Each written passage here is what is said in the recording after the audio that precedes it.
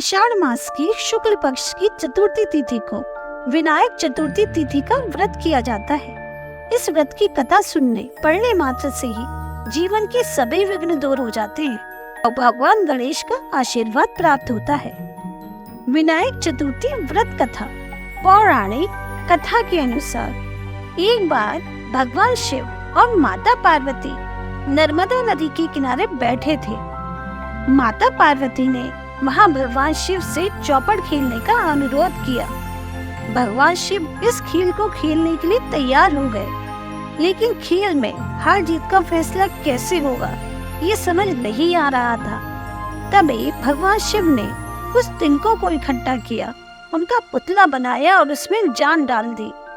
जान डालते ही वह पुतला एक बालक बन गया। अब उसी बालक को इस खेल का निर्णय लेना था। भगवान शिव और माता पार्वती के बीच चौपड़ का खेल प्रारंभ हुआ। 3 बार चौपड़ का खेल खेला गया।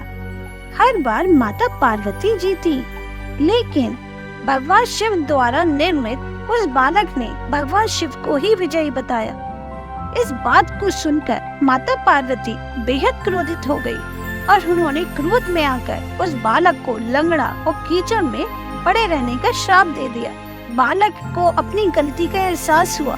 उसने माता पार्वती से बहुत माफी मांगी। बालक के बार बार माफी मांगने पर माता पार्वती को उस पर दया आ गई। माता पार्वती ने उस बालक से कहा कि कुछ समय बाद गणेश पूजन के लिए यहाँ पर नाग कन्या आएंगी। उनके कहे अनुसार तुम भी विघ्नहर्ता का व्रत पूरी श्रद्धा पूर्वक करना। इस व्रत के प्रभाव से तुम श्राप से मुक्त हो जाओगे। 1 वर्ष के बाद उस स्थान पर नाग कन्याएं आई। तब उस बालक ने नाग कन्याओं से विघ्नहर्ता गणेश जी के व्रत की पूरी विधि पूछी। उनके बताए अनुसार उस बालक ने 21 दिन तक गणेश चतुर्थी का व्रत किया।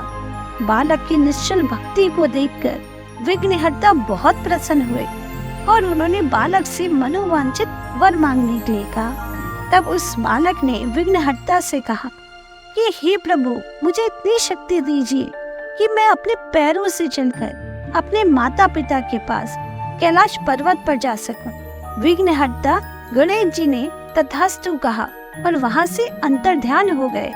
भगवान श्री गणेश के अंतर्ध्यान होने के बाद वो बालक कैलाश पर्वत पर पहुंचा। वहां उसने भगवान शिव को अपने ठीक होने की पूरी बात बताई। बालक से विघ्नहर्ता गणेश के व्रत की संपूर्ण विधि पूछ भगवान शिव ने भी माता पार्वती को प्रसन्न करने के लिए 21 चतुर्थी का व्रत रखा। व्रत के प्रभाव से माता पार्वती प्रसन्न हो गई। इसके बाद भगवान शिव ने माता पार्वती को इस व्रत की संपूर्ण विधि बताई। इस व्रत की विधि सुनकर पार्वती के मन में भी अपने पुत्र कार्तिकेय से मिलने की इच्छा प्रबल हो उठी। तब माता पार्वती ने भी 21 चतुर्थी का व्रत रखा। इस व्रत के प्रभाव से भगवान कार्तिकेय माता पार्वती से मिलने स्वयं आ गए। माता पार्वती से व्रत के बारे में पूछ भगवान कार्तिकेय ने भी इस व्रत को किया।